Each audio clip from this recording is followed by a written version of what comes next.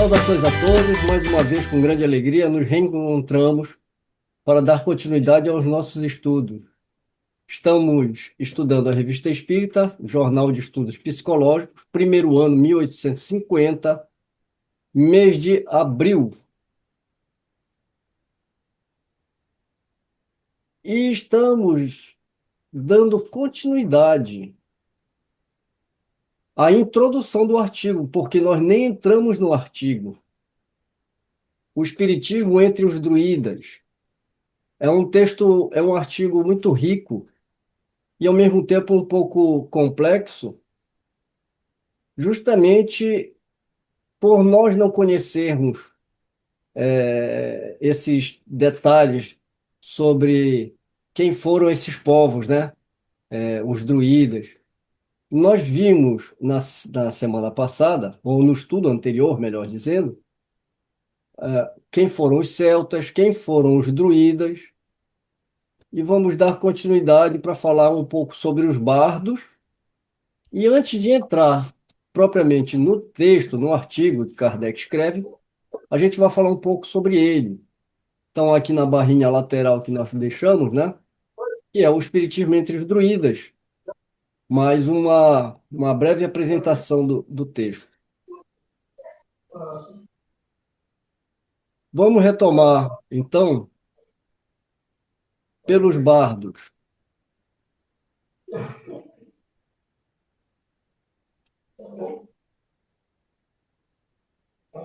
Quem foram os bardos da Gália? Os bardos eram uma das três classes eruditas da sociedade celta na Gália, atual França, juntamente com os druidas e os vates. Eles eram os poetas, músicos e guardiões da memória oral de seu povo. Primeiro, funções e responsabilidade dos bardos. Diferente dos druidas, que focavam na religião e na lei, os bardos tinham funções concentradas na arte e na história. Poetas e músicos compunham e cantavam versos, geralmente acompanhados pela lira ou harpa. Elogiadores e satíricos tinham o poder de exaltar as virtudes e genealogias de líderes e guerreiros ilustres, mas também de lançar sátiras mordazes contra aqueles que agiam de forma desonrosa. Historiadores orais eram responsáveis por preservar as lendas, mitos e a história da tribo, garantindo que o conhecimento fosse passado de geração em geração. Entretenimento e moral. Suas canções não eram apenas lazer. Elas serviam para elevar o moral dos guerreiros antes das batalhas e para educar o povo sobre seus valores culturais. Segundo, posição na sociedade. Os bardos ocupavam um lugar de prestígio e eram essenciais para a coesão social. Casta erudita. Faziam parte da elite intelectual e eram altamente respeitados, muitas vezes servindo a patronos, como reis ou chefes tribais. Imunidade. Frequentemente gozavam de privilégios como a isenção de impostos e do serviço militar, para que pudessem se dedicar inteiramente à sua arte e à preservação da cultura. Relação com os druidas. Embora fossem uma classe distinta, os bardos eram frequentemente vistos como o primeiro estágio ou uma ordem complementar dentro do sistema de conhecimento celta, sob a orientação geral dos druidas. Terceiro, diferen...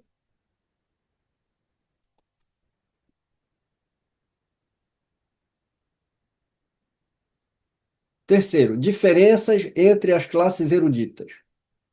Para entender quem eram os bardos, é útil compará-los com as outras ordens descritas por autores clássicos, como Júlio César e Estrabão. Classe: bardos, vates, druidas. Foco principal e papel social. Dos bardos, o foco principal, poesia e música. Seu papel social, exaltar heróis e preservar a história oral. Dos vates, o foco principal, sacrifício e adivinhação.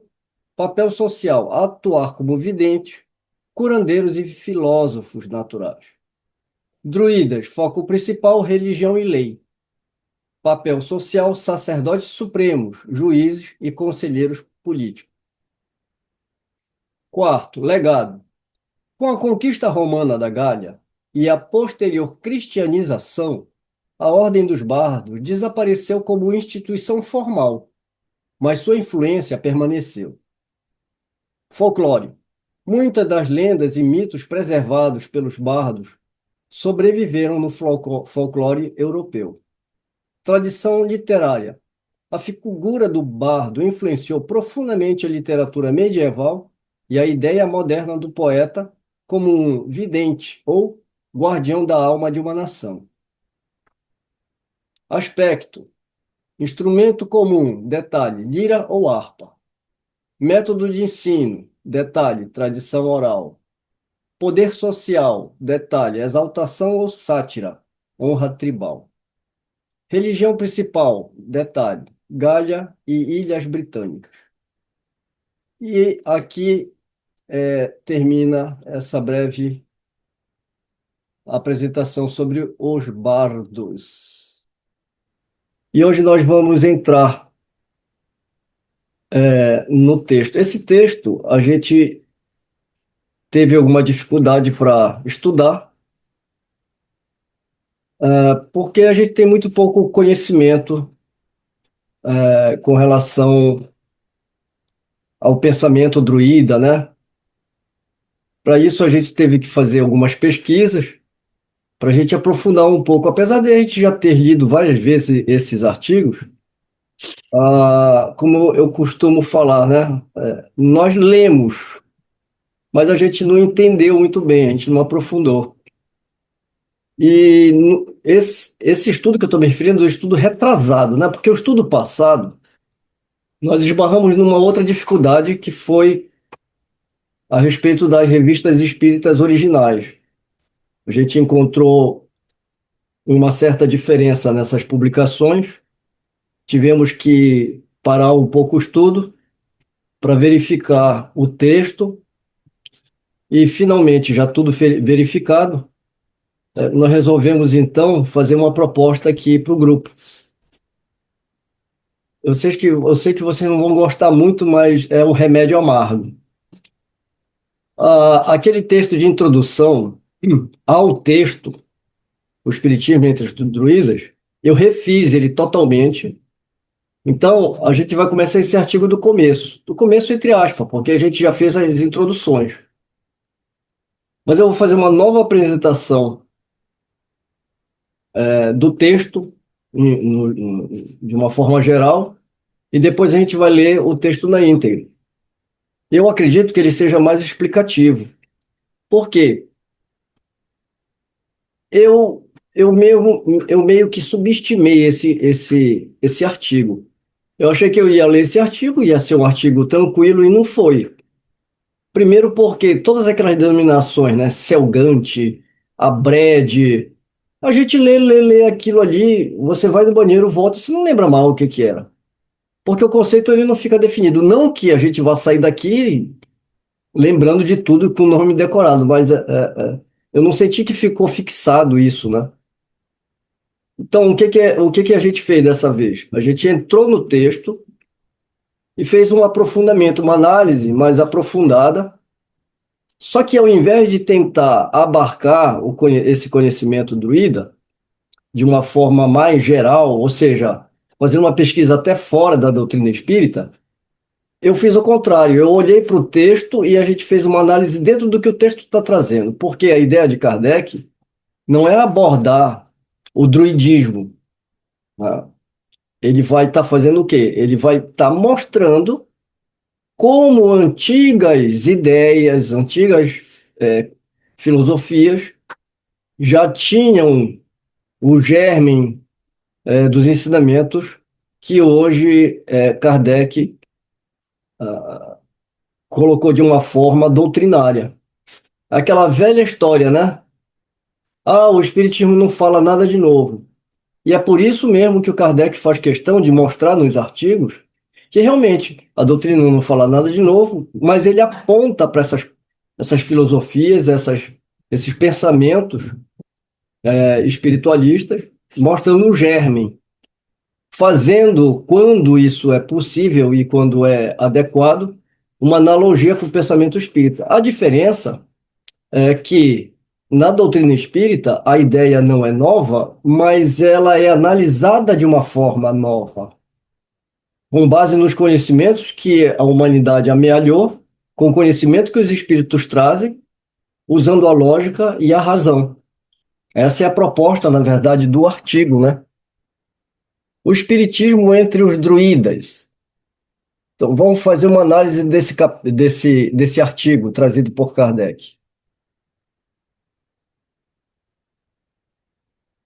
Tomando estritamente este artigo como base, e é o que eu estava falando, né? Vamos tomar como base o artigo, até pela dificuldade que a gente teria de fazer um aprofundamento sobre o pensamento druida. Até mesmo porque os conhecimentos druidas eles foram deturpados tanto pelos invasores, os bárbaros, os romanos, aliás, né, os invasores romanos, e depois também pelo ataque das ideias da igreja, né, que para exaltar a sua filosofia tinha que diminuir as outras filosofias espiritualistas, trazendo muito o aspecto, né, da selvageria, da violência, do terror, que a gente vê o tempo todo no texto, né? Então, tomando estritamente este artigo como base, dá para dizer que o mesmo não pretende provar em sentido histórico rigoroso toda a doutrina druídica antiga, mas antes mostrar que certos princípios que o Espiritismo sistematiza no século XIX já apareciam de forma fragmentária em tradições muito antigas. Isso está em plena sintonia com o programa da própria Revista Espírita, que se propunha a buscar, na antiguidade e nas crenças dos povos, os vestígios das relações entre o mundo visível e o invisível, separando o que fosse verdade, alegoria e superstição. E vale ressaltar aqui que o Kardec, muitas vezes, dentro dos temas, principalmente dos livros Céu e Inferno, a Gênesis, o próprio Evangelho, a gente vê que ele combate muito a ideia da igreja, porque era o pensamento corrente e era o pensamento dominante. Então a gente se engana se a gente pensar que Kardec falou só da igreja, né? Não, nos artigos, e como esse artigo, o que ele fazia, né? Ele propunha-se a buscar na antiguidade e nas crenças dos povos os vestígios das relações entre o mundo visível e o invisível. Aí a gente torna a voltar na ideia da igreja porque ela era o pensamento dominante, né? Mas o tempo todo Kardec está fazendo o quê? Ele está fazendo o estudo comparativo, né, dessas crenças, tanto nos cultos pagãos como da própria igreja. No Céu e Inferno a gente vai ver essa comparação, né? A doutrina pagã, a doutrina da igreja e depois a exposição de Kardec fazendo uma análise e a instrução trazida por ele ali. A chave do texto é esta. Kardec diz que do druidismo, em geral, conhecemos mal a parte interior e doutrinária, porque o povo via, sobretudo, o lado exterior, ritual e até aterrador. Por isso, o artigo quer levantar um véu sobre essa parte mais profunda, por meio de um texto céltico, transmitido pela tradição bárdica, ainda que o próprio texto reconheça que não se sabe ao certo nem seu autor, nem sua data exata. Ou seja, o documento é apresentado como valioso, mas não como uma peça histórica absolutamente fechada. Para compreender melhor o artigo, o melhor caminho é lê-los em três camadas. Primeiro, Kardec vê no druidismo um fragmento de verdades espirituais. A ideia central não é os druidas já possuíam o conhecimento espírita completo. Ao contrário, Kardec afirma que em quase toda parte encontramos traços da doutrina, mas não a doutrina completa. Os princípios aparecem misturados a superstições, práticas locais e deformações históricas. O druidismo seria um desses casos. Por baixo da fantasmagoria exterior, haveria noções elevadas sobre Deus, alma, provas e progresso.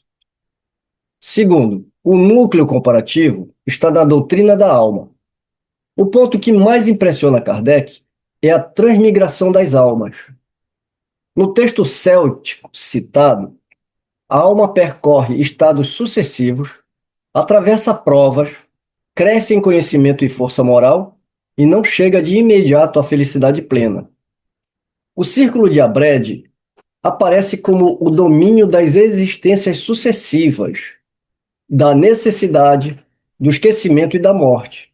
É ali que o ser aprende, luta contra o mal e se desenvolve. Nos círculos de Abred, né? Terceiro, a comparação culmina numa espécie de escala espiritual. Kardec percebe que a estrutura druídica dos círculos permite comparação com a escala espírita. No artigo, ele aproxima a Nonf do ponto de partida obscuro das almas, a Bred do estado das existências corporais sucessivas e da depuração, Gwynfide do estado dos bem-aventurados, em que não há mais transmigração, Selgante da morada de Deus inacessível à criatura. Não se preocupem muito com esses nomes aqui, porque no final a gente vai fazer um glossário. A cada vez que a gente for ler esse artigo, se a gente não tivesse glossário aqui, a gente nem vai lembrar do que quem está falando. Quando a gente estiver lendo o artigo na sua íntegra, a gente vai fazer essa cola, né? Vai trazer o significado dessas palavras para a gente não ir se guiando, né? Daí nasce o interesse do artigo. Ele sugere que, mesmo sem a formulação metódica do século XIX, já existia entre os druidas uma visão de progresso espiritual gradual. As similitudes mais importantes com o espiritismo. Primeira, a pluralidade das existências. Esse é o paralelo mais forte. O artigo é explícito ao dizer que um dos princípios mais notáveis em comum é o da reencarnação. Em Abred, a alma passa por existências sucessivas para depurar-se e ascender. Kardec enxerga aí um equivalente antigo da ideia espírita de progresso através de múltiplas encarnações. Segunda, o progresso moral como lei. No texto druídico, o ser não cresce só em saber, mas também em força moral para vencer o mal. Em outras palavras, não basta existir, é preciso transformar-se. Isso se harmoniza muito com o espiritismo, no qual o progresso do espírito não é apenas intelectual, mas, sobretudo, moral. Terceira similitude: o livre-arbítrio. Kardec destaca que, segundo essa doutrina, o homem conserva a liberdade de escolha e eleva-se por sua vontade, por sua perfeição progressiva e pelas provas suportadas. Isso coincide com um ponto fundamental do espiritismo. Não há salvação mecânica nem fatalismo absoluto. Há responsabilidade moral do ser. Quarta, a vida corpórea como prova e transição.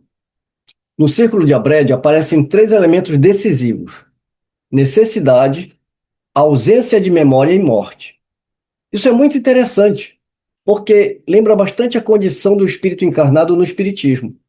Ele passa por limitações, esquece o passado corporalmente e aprende sob o peso da prova. Quinta, a felicidade superior como estado conquistado. Em Gwynfide, o homem não transmigra mais e desfruta da felicidade suprema.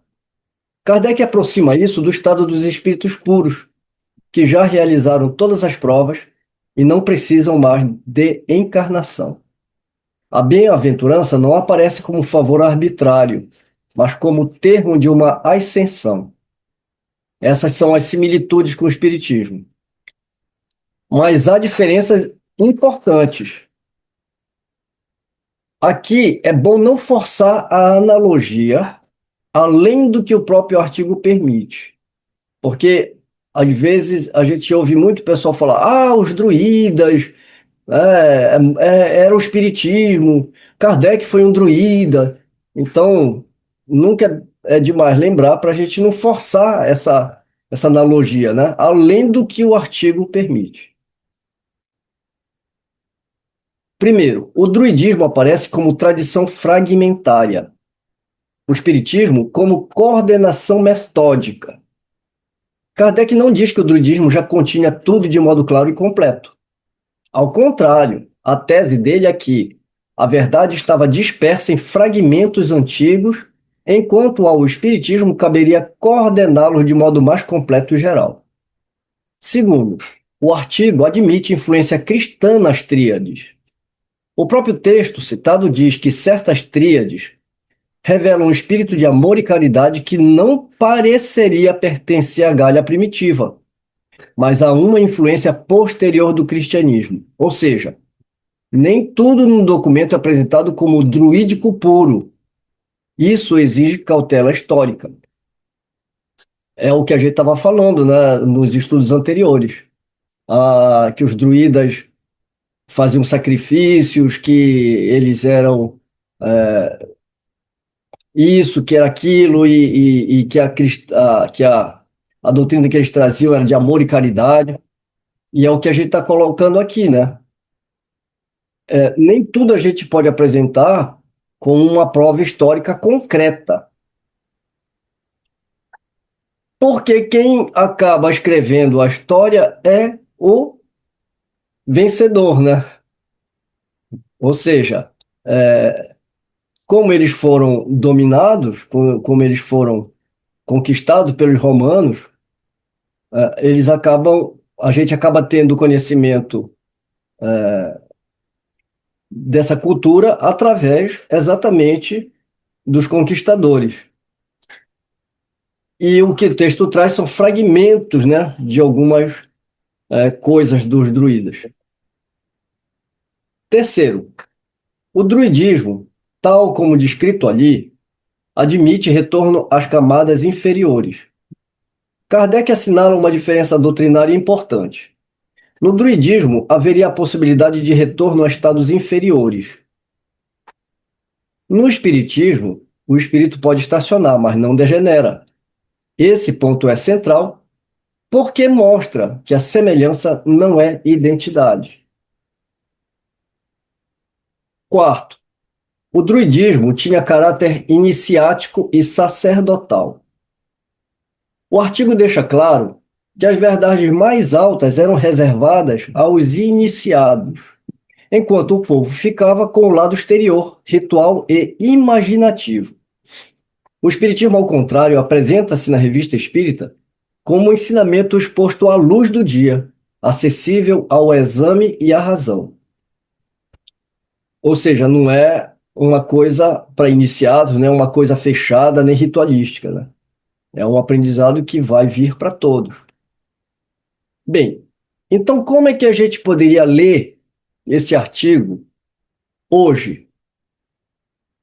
A gente tem que ler esse artigo não como uma prova final sobre a religião dos druidas, porque o próprio texto trabalha com uma tradição tardia, filtrada por transmissão bárdica e com possíveis camadas cristãs, mas sim como um documento muito expressivo do modo como Kardec lia a antiguidade. Ele procurava nela não um sistema completo, mas antecipações parciais de verdades que o Espiritismo, segundo ele, vinha esclarecer e ordenar. Em outras palavras, o artigo sugere que o druidismo, pelo menos na tradição evocada ali no artigo, teria intuído algo muito importante. A alma não é criada pronta nem julgada de uma vez por todas. Ela caminha, prova-se, erra, sofre, aprende e sobe. Esse é o ponto de contato mais vivo com o espiritismo. Para Kardec, o druidismo não é espiritismo antes do nome, mas um dos antigos espelhos, ainda imperfeitos, onde a lei do progresso da alma já se deixava entrever. Essa frase aqui resume exatamente o teor desse texto, para a gente não pensar o druidismo como o espiritismo na sua nascente. Porque se você for fazer essa comparação, você também pode pegar a filosofia de Sócrates e Platão e falar é o espiritismo na sua nascente. Aí você pode ir no pensamento de outros filósofos e outros sábios da antiguidade e falar que ali também é uma nascente do espiritismo. A ideia espírita ela sempre existiu. Faltava, na verdade, o amadurecimento moral do ser humano para abarcar essas verdades. Não só moral, como intelectual, né? Ambas andando lado a lado, se chega ao século XIX e é o trabalho de Kardec. O que que ele vai aliar ali, né, do lado da intelectualidade, né? Ele vai coordenar, ele vai trazer uma metodologia, ele vai analisar de uma forma com a ciência da observação os fenômenos, vai catalogar esses fenômenos, vai pesquisar, vai confrontar. Ele está usando, então, aí toda uma metodologia já científica do século XIX, aliada com a razão e com a moral que é trazido nesses ensinamentos. Sobretudo, né, com os princípios que são observados dentro do Espiritismo. E o principal caminho começa-se com os atributos de Deus. Porque muitos equívocos que a gente vê, né, nesses pensamentos da antiguidade não condizia com justiça e bondade, por exemplo, né? Ou privilégios, etc. Então não dá para a gente falar o druidismo era o espiritismo. Se você for falar isso, você vai falar que todo pensamento espiritualista da antiguidade era o espiritismo, né, em sua nascente. Isso está tudo reunido num lugar só. Hoje, né, que você pode ler o espiritismo, ver os princípios, ver o que ele oferece, e você vai ver que agora é o contrário, né? Agora a doutrina espírita consegue abarcar todo o pensamento humano antigo com uma maturidade superior. Por quê? Porque corrige os excessos e os equívocos dessas doutrinas, inclusive e principalmente o da igreja. Por que que eu falo principalmente da igreja? Porque a igreja já fez o trabalho de tentar se sobrepor sobre o pensamento espiritual, né, da humanidade, colocando ela como praticamente o pensamento exclusivo, e com um defeito muito grande, né? Porque ela, ao invés de explicar racionalmente e corrigir aquelas ideias, ela criou dogmas, criou uma fé cega e deixou de lado o principal, né? Porque não é só o desenvolvimento moral e espiritual, é o desenvolvimento, né, intelecto também, intelectual. Ela não trabalhou com o intelecto, ela trabalhou só com uma fé cega, impondo o que ela pensava.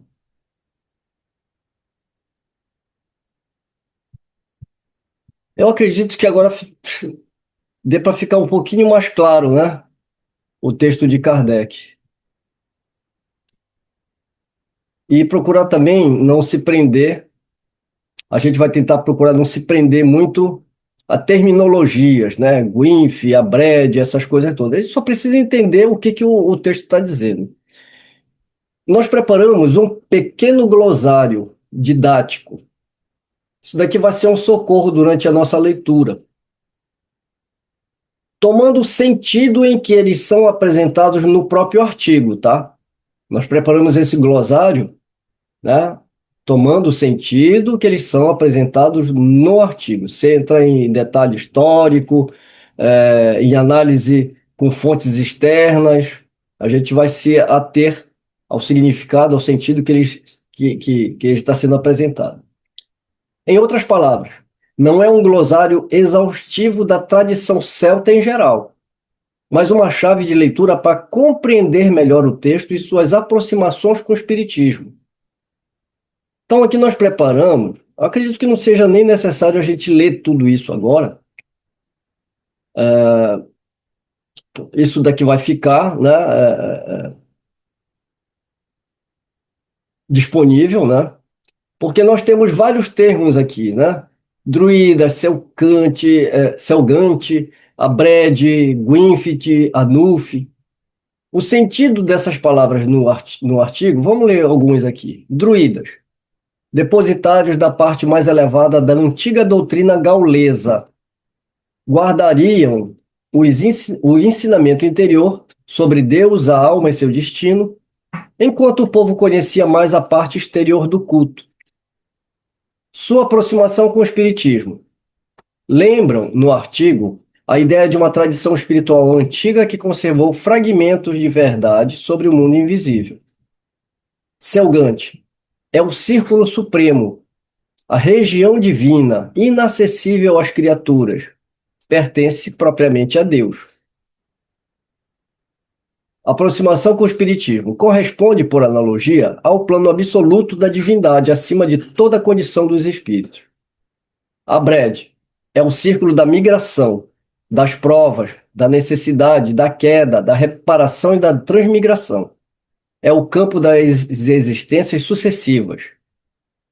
Aproxima-se da ideia de reencarnação e de progresso do espírito por meio de provas sucessivas. Gwynfid é o círculo da felicidade, onde cessam as migrações e o ser entra num estado superior de plenitude. Lembra o estado dos espíritos depurados, que já não necessitam voltar às existências expiatórias. Os espíritos puros, né? Anufim é o abismo ou ponto obscuro e inferior de partida, o estado profundo de onde a trajetória ascensional se inicia. O artigo o associa a uma condição muito baixa, ligada à animalidade. Funciona, por comparação, como um ponto inicial inferior da escala evolutiva do ser. É o espírito no seu início, né? Simples e ignorante. Os três círculos. O artigo resume a existência em três grandes domínios: Selgante, Abrede e Gwynfid. Kardec vê aí uma estrutura comparável, em linhas gerais, à marcha do espírito: princípio imperfeito, progresso e estado superior. Os três estados sucessivos dos seres animados. O texto os apresenta como a descida em Anuf, a liberdade na humanidade e a felicidade no céu. Isso mostra uma visão progressiva do ser, em que a condição humana é a etapa decisiva de escolha e elevação. Humanidade não é só a espécie humana em sentido biológico, mas o estado em que há liberdade, comparação entre bem e o mal, julgamento e escolha. Aproxima-se da ideia de encarnação como fase educativa, em que o espírito progride moralmente pelo uso do livre-arbítrio. Transmigração.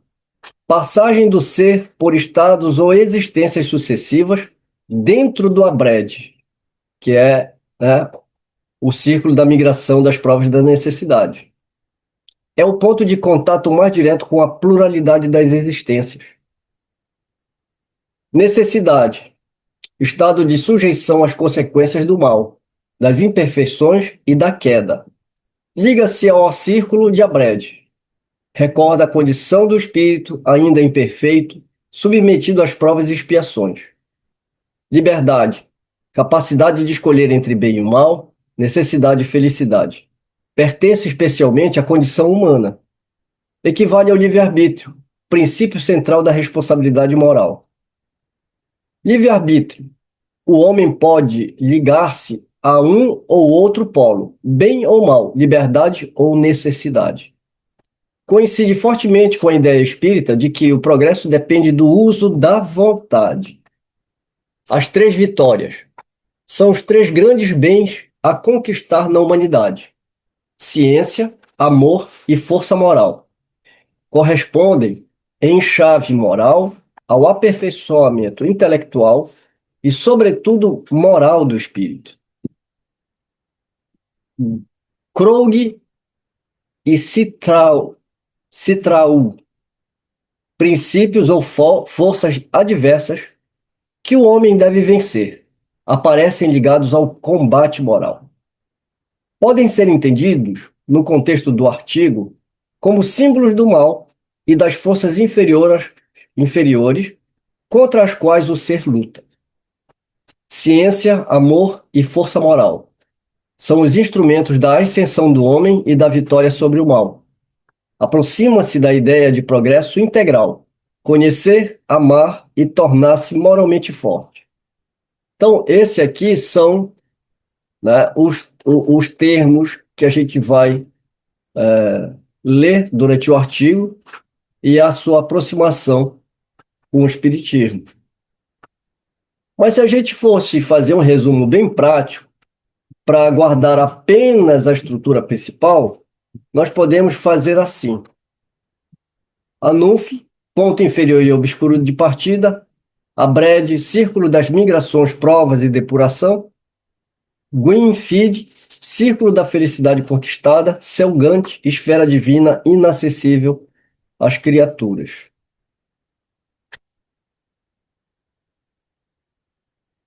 Né? Dá Deu até uma uma... clareada, né, Mário? Oi? Agora, para a gente ler, deu uma clareada, É, pelo menos na minha cabeça, para ler o artigo com mais compreensão. para mim agora ficou mais claro. A gente estava meio que tateando, né? É, ótimo. Uhum. Que é E deu, verdade, né? A gente fazia e eu fazia essa comparação como se fosse, né, a doutrina espírita já iniciando naquela época, e na realidade era apenas germe, né, de conhecimentos ali que se assemelhariam. Né? Mas eu venho batendo em cima do que eu vou falar agora, desde que a gente começou, a primeira vez que a gente começou a estudar esse artigo, né? Eu comentei inclusive com o Fernando, né? Eu acho que com vocês também, que eu já vi várias pessoas fazer estudo da doutrina da Revista Espírita, eles pulam esse artigo ou eles leem assim, eles não leem, na verdade, né? Eles não leem o artigo. Por quê? Porque o artigo é muito comprido, é muito chato ler, é muito cansativo, então ninguém lê. A Marta e a Eliane, que ainda pegaram mais esse tempo, a Liliane pegou um pouco depois, lá na Casa Espírita, a gente tinha os textos do Evangelho gigante, né? Ah, mas vai ler tudo? As pessoas ficam entediadas. Eu disse, olha, é a única vez que elas vão ler o texto, ou pelo menos ouvir o texto na íntegra. Porque as pessoas não leem. A pessoa não lê nem anúncio de venda de bolo, não é? Você coloca lá no Facebook que você está vendendo esfirra. Uma caixinha com cinco custa tanto. E que você vai entregar no local e horário tal, e o telefone é esse. Aí a pessoa olha para o anúncio e fala: quanto é? Quanto vem? Como é que eu faço para pegar? A pessoa não lê anúncio que quer comprar esfirra, imagina se vai ler um texto de Kardec, né? Ainda mais esse, né? E eu até andei dando uma sapiada em alguns estudos que eu vejo na internet, em grupos de estudo, que nem o nosso, fazendo estudo, chega nessa parte, não só essa, como tem outros artigos que as pessoas ignoraram ali também, né? Por exemplo, aqueles livros mediúnicos do rei Luís, porque ficaram com medo de fazer analogia com as obras do Chico. Ou a gente confronta o que está em Kardec ou não confronta. Porque se a gente lê só o que agrada aos nossos olhos, a gente não está fazendo mais do que os outros estão fazendo, né? Então, eu parto desse princípio que a gente tem que ler esse artigo, tem que entender, né? E eu acho que ficou realmente. Já estava dando cãibra no meu cérebro. Acho que assim ficou mais tranquilo porque a gente está analisando o artigo pelo artigo, né? Porque não tem como você analisar esse artigo, porque você não tem nada escrito dos druidas, oficialmente. O que você tem é de terceiros. Então, o que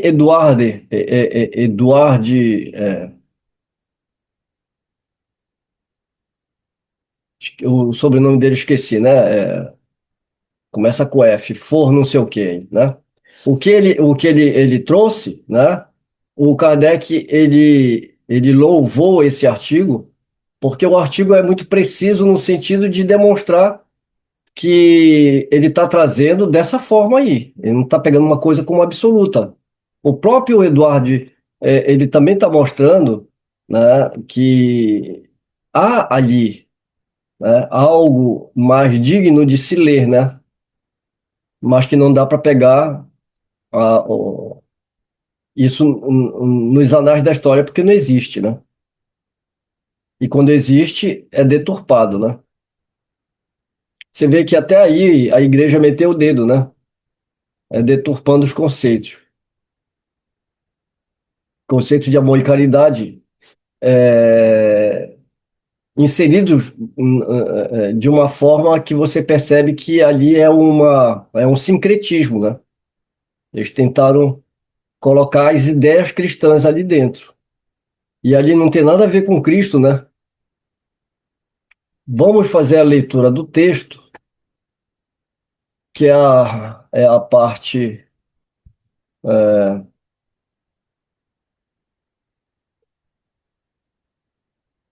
um pouco mais extensa, né?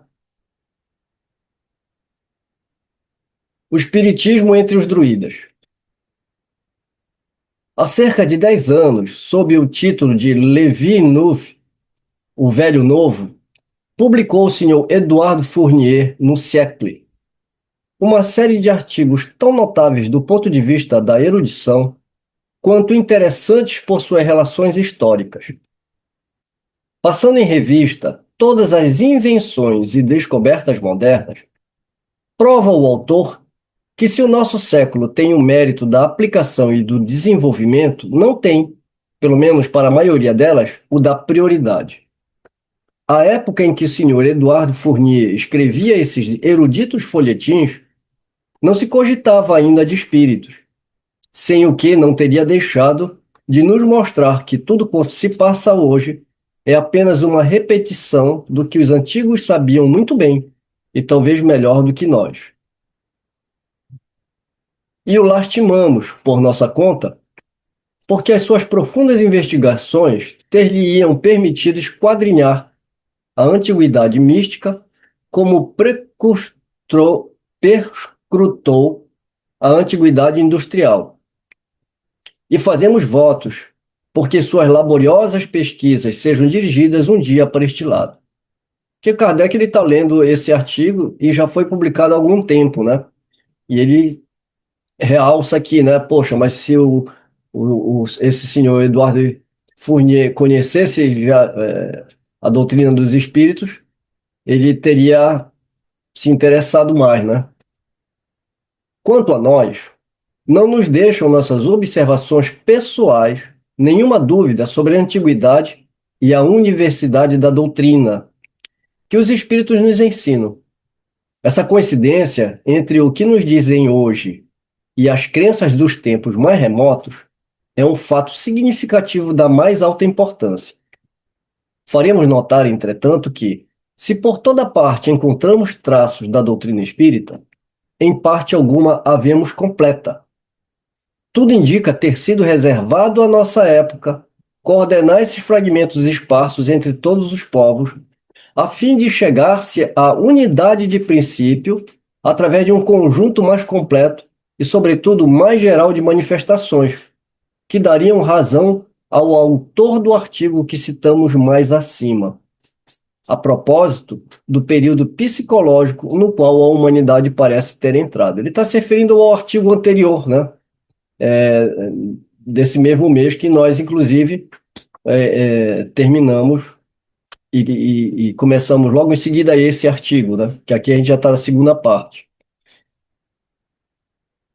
Então, aqui reforçando exatamente a nossa introdução.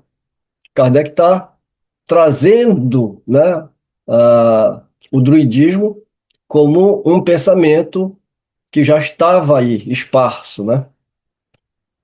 E que faltava um corpo, né, doutrinário e uma forma mais esclarecida de unir essas ideias através de um princípio. Quase por toda parte, a ignorância e os preconceitos desfiguraram essa doutrina, cujos princípios fundamentais se misturam às práticas supersticiosas de todos os tempos, exploradas para abafar a razão. Todavia, sob esse amontoado de absurdos germinam as mais sublimes ideias, como sementes preciosas ocultas sob as sarças, não esperando senão a luz vivificante do sol para se desenvolverem. Mas, universalmente esclarecida, a nossa geração afasta as sarças. Tal limpeza de terreno, porém, não pode ser feita sem transição. Deixemos, pois, as boas sementes o tempo de se desenvolverem e as mais ervas o de desaparecerem. A doutrina druídica oferece-nos um curioso exemplo do que acabamos de dizer. Essa doutrina de que não conhecemos bem senão as práticas exteriores eleva-se sob certo aspecto até as mais sublimes verdades. Mas essas verdades eram apenas para os iniciados. Terrificado pelos sacrifícios sangrentos, o povo colhia com santo respeito o visgo sagrado do carvalho e via apenas a fantasmagoria. Era aquilo que a gente debateu também, né? Essa doutrina de que não conhecemos bem senão as práticas exteriores, que é exatamente o que fizeram com esses conhecimentos, né? Fizeram que eu falo a própria igreja, né? E os próprios romanos, depois de subjugarem esses povos,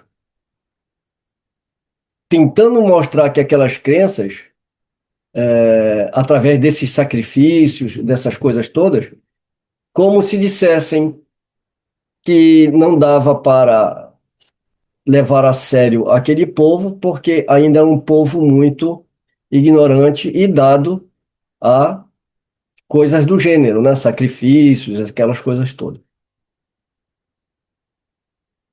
Poderemos julgá-lo pela seguinte citação, extraída de um documento tão precioso por um desconhecido, e que lança uma luz inteiramente nova sobre a teologia de nossos ancestrais.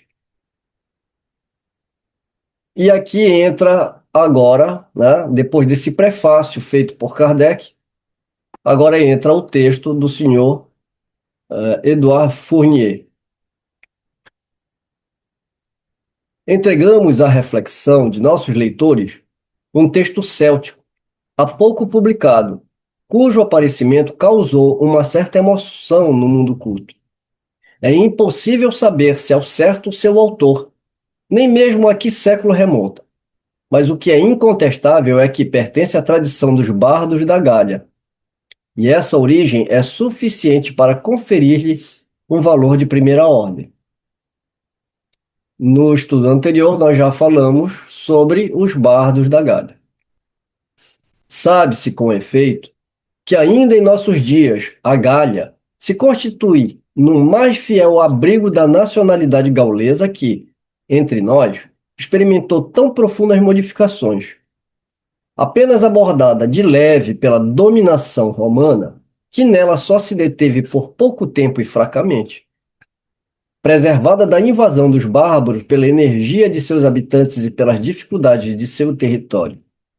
Submetida mais tarde, a dinastia normanda, que, todavia, teve que lhe conceder um certo grau de independência. O nome de Gales, Gália, que sempre ostentou, é um traço distintivo pelo qual se liga, sem descontinuidade, ao período antigo. A língua Quinric, outrora falada em toda a parte setentrional da Gália, jamais deixou de ser usada, e muitos costumes são igualmente gauleses. De todas as influências estranhas, a única que triunfou completamente foi o cristianismo. Mas não o conseguiu sem muitas dificuldades, relativamente à supremacia da Igreja Romana, da qual a reforma do século XVI mas não fez que determinar-lhe a queda, desde longo tempo preparada, nessas regiões cheias de um sentimento indefectível de independência. Então a gente vê que ao longo da história eles sofreram, né? Com invasões, de bárbaros, dos romanos, e por fim a própria igreja. Pode-se mesmo dizer que os druidas, convertendo-se inteiramente ao cristianismo, não se extinguiram totalmente na Gália, como em nossa Bretanha e em outras regiões de sangue gaulês. Como consequência imediata, tiveram uma sociedade muito solidamente constituída, dedicada em aparência, sobretudo, ao culto da poesia nacional, mas que, sob o manto poético, conservou com notável fidelidade a herança intelectual da antiga Gália. É a Sociedade Bárdica da Gália, que, após ter se mantido como sociedade secreta durante toda a Idade Média, por uma transmissão oral de seus monumentos literários e de sua doutrina, a imitação da prática dos druidas, decidiu, por volta dos séculos XVI e XVII, confiar à escrita as partes mais essenciais dessa herança. Porque então o conhecimento era transmitido totalmente oral, né? Desse fundamento, cuja autenticidade é atestada por uma cadeia tradicional ininterrupta, procede o texto de que falamos. E o seu valor, dadas essas circunstâncias, não depende, como se vê, nem da mão que teve o mérito de o escrever, nem da época em que sua redação pôde adquirir sua última forma. O que nele transpira, acima de tudo, é o espírito dos bardos da Idade Média, eles mesmos, os últimos discípulos dessa corporação sábia e religiosa que, sob o nome de druidas, dominou a Gália durante o primeiro período de sua história, mais ou menos do mesmo modo que o fez o clero latino na Idade Média. Mesmo que estivéssemos privados de toda a luz sobre a origem do texto de que se trata, estaríamos claramente no caminho certo, tendo em vista a sua concordância com os ensinamentos que os autores gregos e latinos nos deixaram, relativamente à doutrina religiosa dos druidas. Constitui-se esse acordo de pontos de solidariedade que não permitem nenhuma dúvida, porque se apoiam em razões tiradas da própria substância de tais escritos. E a solidariedade, assim demonstrada pelos escritos capitais, os únicos de que nos falaram os antigos, estende-se naturalmente aos desenvolvimentos secundários. Com efeito, esses desenvolvimentos, penetrados do mesmo espírito, derivam necessariamente da mesma fonte. Fazem corpo com o fundo e não podem explicar-se senão por ele. E, ao mesmo tempo em que remontam, por uma origem tão lógica, aos depositários primitivos da religião druídica, é impossível assinalar-lhes algum outro ponto de partida, porque fora da influência druídica, a região de onde provém só conheceu a influência cristã, totalmente estranhas a tais doutrinas. Os desenvolvimentos contidos nas tríades estão de tal modo fora do cristianismo que as raras influências cristãs que resvalam aqui e ali em seu conjunto distinguem-se do fundo primitivo logo à primeira vista. Essas emanações, oriundas ingenuamente da consciência dos bardos cristãos, bem podiam ser, assim podemos dizer, intercalar-se nos interstícios da tradição, mas nela não puderam fundir-se. A análise do texto é, pois, tão simples quanto rigorosa, visto que pode reduzir-se a pôr de lado tudo o que traz o sinete do cristianismo e, uma vez operada a triagem, considerar como de origem druídica tudo quanto fica visivelmente caracterizado por uma religião diferente da do Evangelho e dos concílios. Assim, para citar apenas o essencial, e partindo do princípio tão conhecido de que o dogma da caridade em Deus e no homem é tão especial ao cristianismo, quanto o é o da transmigração das almas ao antigo druidismo.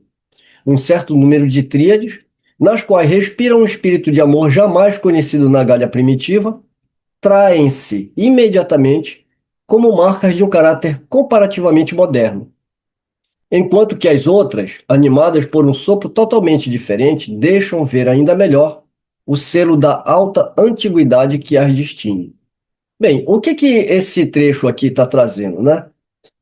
Aquilo que a gente já vem comentando aos pouquinhos aqui, fica mais explícito nesse comentário do Eduardo Fournier.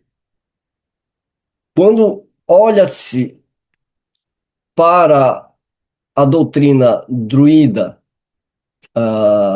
já agora, né, mais recente, vê-se nesses escritos uma influência muito grande da tradição católica. Mas ele afirma que é muito fácil, né, de ver a diferença. Ele vai citar aqui essas tríades, né? Que é um pensamento totalmente adverso do que traz a religião católica. E lembra que quando a gente fala desse certo número de tríades, a gente está fazendo uma analogia com o espiritismo. Deixa eu ver onde que ficou.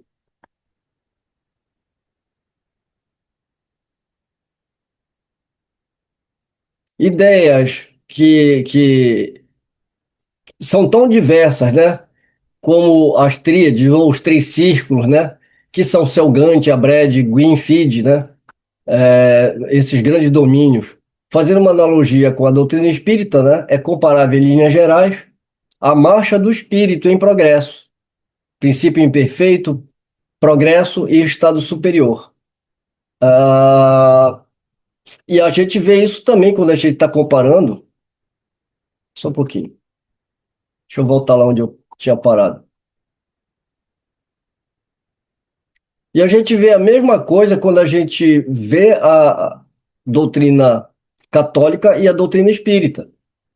As ideias, como elas são trazidas pelo druidismo, pelo próprio espiritismo, é muito adverso. E dá para você ver a marca e a característica desses pensamentos. E, ao mesmo tempo, esses conceitos que são trazidos da igreja, né? Como ele vai colocar aqui, dogma da caridade em Deus, né? E no homem, é tão especial ao cristianismo. Ou seja, é uma característica da igreja nesses conceitos. E as tríades é um conceito, né, característico do druidismo. É nesse ponto que o Eduardo Fournier se refere, que mesmo tendo uma mistura trazida pelos bardos cristãos dentro da própria pensamento druida, dá para notar exatamente aonde que uma coisa começa e termina e começa a outra. Não é inútil observar que a própria forma do ensinamento contido nas tríades é de origem druídica, que é muito característico, né? E não tem relação nenhuma de pensamento com a igreja, por exemplo, né? Esses conceitos de amor a Deus, essas coisas. Sabe-se que os druidas tinham uma predileção particular pelo número 3 e empregavam de modo especial, como nolo mostra a maioria dos monumentos gauleses, para a transmissão de suas lições que, mediante essa forma precisa, gravam-se mais facilmente na memória.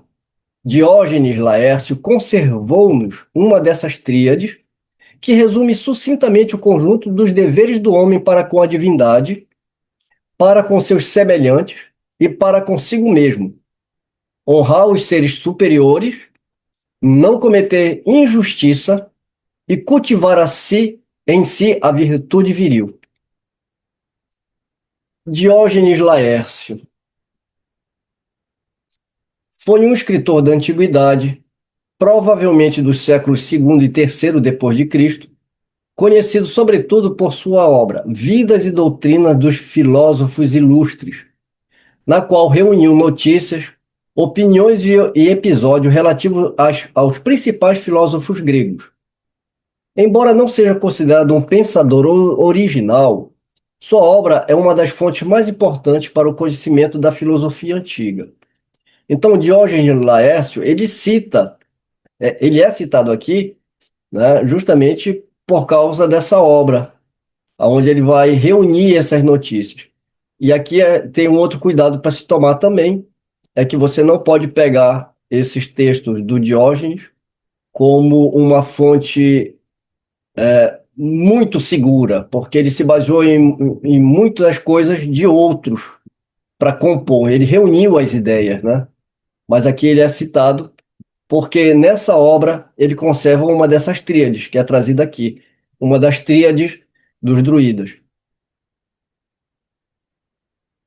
A literatura dos bardos propagou até nós uma multidão de aforismos do mesmo gênero, interessando a todos os ramos do saber humano: ciência, história, moral, direito, poesia. A gente não sempre vê, né, essas frases, né, que a gente chama de aforismo, né, esses pensamentos que a gente tem na internet, né, é o que ele está se referindo aí, né, que a literatura dos bardos propagou, né, até nós nos chega esses aforismos que são tirados dessas tríades: honrar os seres superiores, não cometer injustiça, cultivar em si mesmo a virtude viril.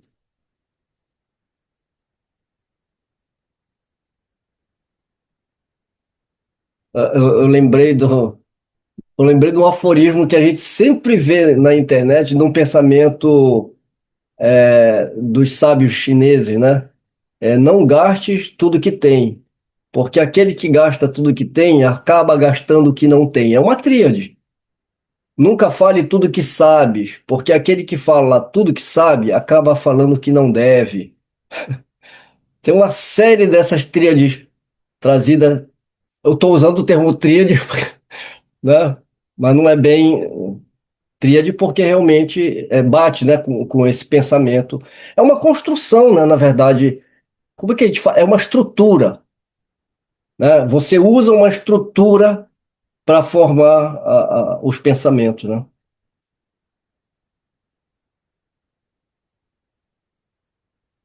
Não, não usar mais interesses, nem mais próprios, a inspirar grandes reflexões do que aqueles que publicamos aqui, segundo a tradução que foi feita pelo senhor Adolf Pictet.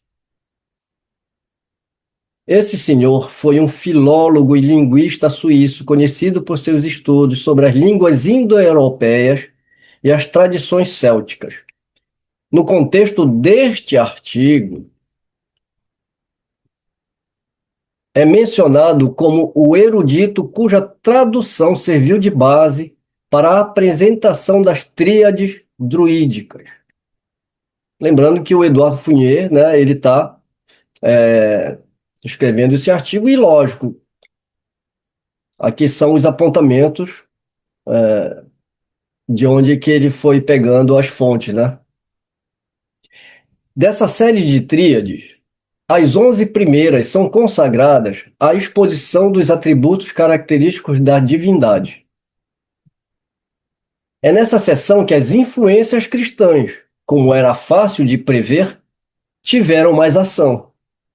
Se não se pode negar ao druidismo o conhecimento do princípio da unidade de Deus, é possível que, em consequência de sua predileção pelo número ternário, tivesse concebido vagamente alguma coisa da divina Trindade. Todavia, é incontestável que o que completa essa elevada concepção teológica, qual seja a distinção das pessoas e particularmente da terceira, pôde permanecer perfeitamente estranho a a antiga religião. Tudo leva a crer que os seus sectários estavam muito mais preocupados em estabelecer a liberdade do homem do que em instituir a caridade. E foi mesmo em consequência dessa falsa posição de seu ponto de partida que ela pereceu. Também parece lógico associar a uma influência cristã, mais ou menos determinada, todo esse começo, particularmente a partir da quinta tríade. Aqui ele estava falando da primeira, né, sobre Deus, e aqui ele está pulando para a quinta tríade. Aqui voltamos ao texto, né, do Eduardo. Em seguida, aos princípios gerais relativos à natureza de Deus, passa o texto a expor a constituição do universo. O conjunto dessa constituição é formulado superiormente em três tríades, que, ao mostrarem os seres particulares em uma ordem absolutamente diferente da de Deus, completam a ideia que se deve formar do ser único e imutável. Sob fórmulas mais explícitas, essas tríades não fazem, afinal, senão reproduzir o que já se sabia, pelo testemunho dos antigos, da doutrina da transmigração das almas, passando alternativamente da vida à morte e da morte à vida. Pode-se considerá-las como o comentário de um célebre verso da Frasali, no qual o poeta exclama, dirigindo-se aos sacerdotes da Gália, que, se aquilo que ensino é verdade, a morte é apenas o meio de uma longa vida. Longae vidae mors media est. Latim, né? O que é Frasali? É o célebre poema épico de Lucano, Bellum Civili, também conhecido como Parsália, sobre a guerra civil entre César e Pompeu. O verso citado, Longae vitae mor media est, aparece no livro primeiro e exprime, em síntese, a ideia de que a morte não seria o fim, mas apenas uma etapa no curso de uma vida mais longa, razão pela qual foi lembrado no artigo a propósito da transmigração das almas. Isso lembrou o quê? Lembrou a doutrina espírita, né? Livro dos Espíritos, primeiro capítulo, né? Deus. Aí vai falar dos atributos de Deus. Depois ele vai entrar na criação do universo, Deus, Espírito e matéria, e toda aquela constituição, né? A base, né? Deus e o universo. Primeiro,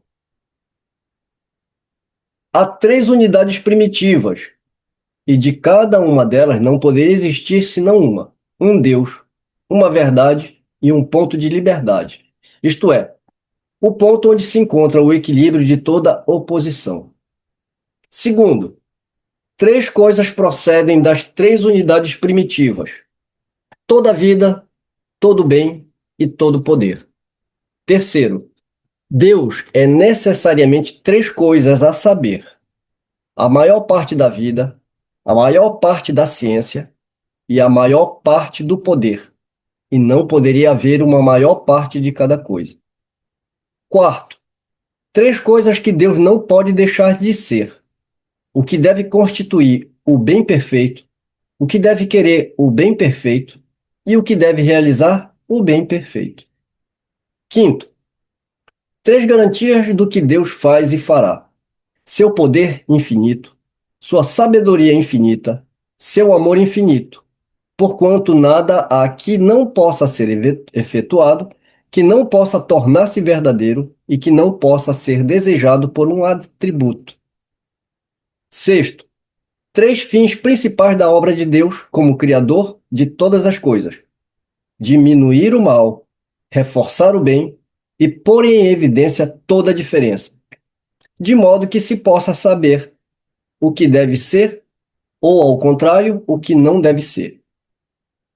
Sétimo, três coisas que Deus não pode deixar de conceder: o que há de mais vantajoso, o que há de mais necessário e o que há de mais belo para cada coisa. Não parece o diálogo de Platão, a República, né? Não lembra muito? Falando do belo, do bom, do saber, né? Oitavo, três poderes da existência. Não pode ser de outro modo, não ser necessariamente outro e não poder ser melhor pela concepção. E é nisso que está a perfeição de todas as coisas. Nono, três coisas prevalecerão necessariamente: o supremo poder, a suprema inteligência e o supremo amor de Deus. Décimo, as três grandezas de Deus: vida perfeita, ciência perfeita, poder perfeito. 11º, três causas originais dos seres vivos: o amor divino, de acordo com a suprema inteligência, a sabedoria suprema, pelo conhecimento perfeito de todos os meios, e o poder divino, de acordo com a vontade, o amor e a sabedoria de Deus. Então, essa é a parte, né, que ele traz aqui sobre Deus e o universo.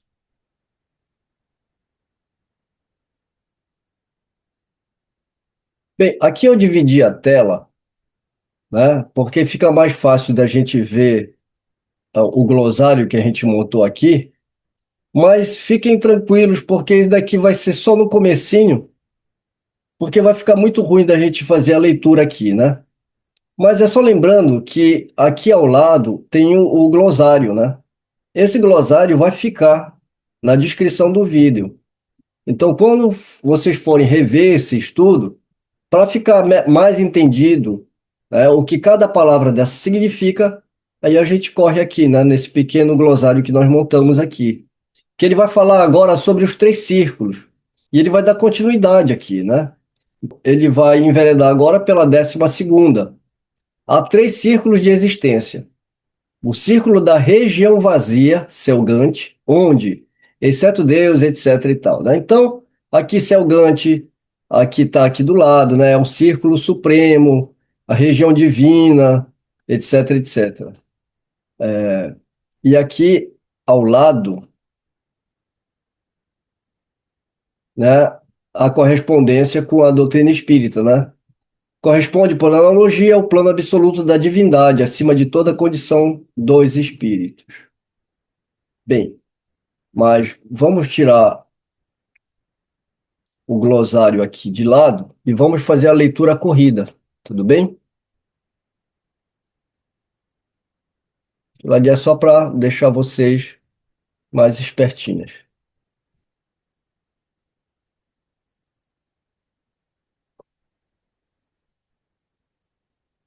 Os três círculos. 12º. Há três círculos de existência. O círculo da região vazia, selgante, onde, exceto Deus, não há nada vivo nem morto e nenhum ser que Deus não possa atravessar. O círculo da migração, a Brede, onde todo ser animado procede da morte e o homem o atravessou. E o círculo da felicidade, Gwynfide, onde todo ser animado procede da vida e o homem o atravessará no céu. 13º. Três estados sucessivos dos seres animados. O estado de descida no abismo, Anufim, o estado de liberdade na humanidade e o estado de felicidade no céu. 14º. Três fases necessárias de toda existência em relação à vida. O começo em Anufim, a transmigração em Abred e a plenitude em Gwynfide. E sem essas três coisas, nada pode existir, exceto Deus. Em resumo, sobre esse ponto capital da teologia cristã, assim como Deus, em seu poder criador, tira as almas do nada, as tríades não se pronunciam de maneira precisa. Depois de terem revelado Deus em sua esfera eterna e inacessível, elas mostram simplesmente as almas originando-se nas camadas mais profundas do universo, no abismo, que é Anufim. Daí passam para o círculo das migrações, que é a Brede, onde o seu destino é determinado através de uma série de existências, conforme o bom ou mau uso mau uso que hajam feito de sua liberdade. E, por fim, elevam-se ao círculo supremo, da suprema felicidade, né, Gwynfid, onde as migrações cessam, onde não mais se morre e onde a vida transcorre em completa felicidade, em tudo conservando sua atividade perpétua e a plena consciência de sua individualidade. A gente lembra, né, fazendo uma analogia, né, com o espiritismo, que seriam já, a gente poderia falar sobre os espíritos puros, né, que conservam a sua individualidade, não precisam mais reencarnar e tudo mais, né, plena consciência de sua individualidade, etc. Seria preciso, com efeito, que o druidismo caísse no erro das teologias orientais, que levam o homem a ser finalmente absorvido no seio imutável da divindade, porquanto, ao contrário, distingue um círculo especial, o círculo do vazio ou do infinito, selgante, que forma o privilégio incomunicável do Ser Supremo e no qual nenhum ser, seja qual for o seu grau de santidade, jamais poderá penetrar. É o ponto mais elevado da religião, visto marcar o limite fixado ao progresso das criaturas. O traço mais característico dessa teologia, se bem seja um traço puramente negativo, consiste na ausência de um círculo particular, tal qual o Tártaro da antiguidade pagã, destinado à punição sem fim das almas criminosas. Entre os druidas, o inferno propriamente dito não existe. Aqui está grifado, né? Por Kardec mesmo, né? É destacado. A seus olhos, a distribuição dos castigos efetua-se no círculo das migrações, pelo comprometimento das almas em condições de existência mais ou menos infelizes, onde sempre senhoras de sua liberdade expiam suas faltas pelo sofrimento e se predispõem pela reforma de seus vícios a um futuro melhor. O pensamento espírita, né, a gente vê exatamente esse conceito, né, que não existe um espaço, um lugar como o inferno, é apenas um estado de consciência, onde esses espíritos, ao longo, né, das migrações, ou seja, ao longo das suas reencarnações, elas estão nesse sofrimento pelo comprometimento, né, dos seus próprios erros. Aqui também ressalta o livre-arbítrio, né, mas que elas podem, aos poucos, irem se melhorando até se tornarem capazes de adentrar uma outra região, aqui que eles chamam de Gwynfid, né? Que é o espaço onde vão as almas mais felizes. Mas deixa eu continuar aqui sem ficar misturando muito o pensamento espírita, né? Só ressaltando que nos arremete a essa ideia, né? Em certos casos, pode mesmo acontecer. Desculpa, né? Ressaltando novamente, né? Que aqui eles não pensam no inferno, né? Como traz a própria igreja, né? Em certos casos, pode mesmo acontecer que as almas retrogradem até aquela região do Anúfim, onde se originam e a qual quase não se pode dar outro significado senão o da animalidade. Por esse lado perigoso, a retrogradação, que nada justifica, visto que a diversidade das condições de existência no círculo da humanidade é perfeitamente suficiente à penalidade de todos os graus, o druidismo teria então chegado a resvalar até a metempsicose. Mas esse extremo deplorável, ao qual não conduz nenhuma necessidade da doutrina do desenvolvimento das almas pela vida das migrações, como se verá pela série de tríades relativas ao regime do círculo de Abred, parece ter ocupado no sistema da religião apenas um lugar secundário. Então é aqui quando ele se refere, né, que é um traço puramente negativo. Porque do jeito que eles constroem o pensamento, a Brad já existe para que essas almas elas passem pelo sofrimento necessário e se purifiquem, né? Que não haveria necessidade de ter esse pensamento sobre uma transmigração, né? Porém, ele coloca aqui, né, que parece ter ocupado no sistema da religião apenas um lugar secundário. Salvo algumas obscuridades que talvez resultem de uma língua cujas sutilezas metafísicas não nos são ainda bem conhecidas, as declarações das tríades relativas às condições inerentes ao círculo de Abred espargem as mais vivas luzes sobre o conjunto da religião druídica. Respira-se aí um sopro de superior originalidade. O mistério que oferece à nossa inteligência, o espetáculo de nossa existência atual, adquire nela uma feição singular, que não se encontra em parte alguma. Dir-se-ia que um grande véu, rompendo-se antes e depois da vida, permite à alma navegar de repente, com uma força inesperada através de uma extensão indefinida de que ela própria jamais suspeitou, em virtude de seu encarceramento entre as espessas portas do nascimento e da morte. Seja qual for o julgamento a que cheguemos, quanto à verdade dessa doutrina, não podemos deixar de convir que é poderosa, refletindo sobre o efeito que esses princípios inevitavelmente deviam produzir sobre as almas ingênuas. Sua origem e seu destino é fácil dar-se conta da imensa influência que os druidas haviam naturalmente adquirido sobre o espírito de nossos antepassados. Em meio às trevas da antiguidade, esses ministros sagrados não podiam deixar de aparecer, aos olhos das populações, como os reveladores do céu e da terra. Eis o texto notável de que se trata: o Círculo de Abred.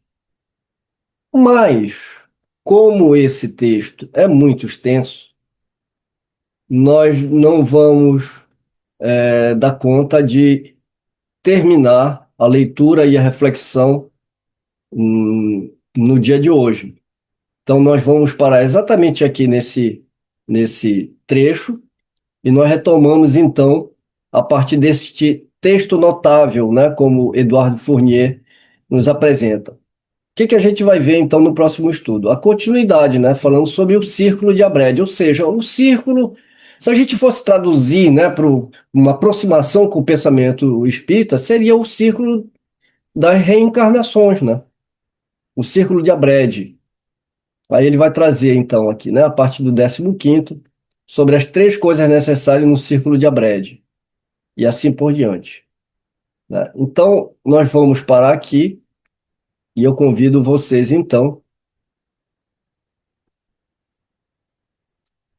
para que se preparem, né, para o nosso próximo estudo, porque agora a gente está munido dessa nova introdução e do glossário.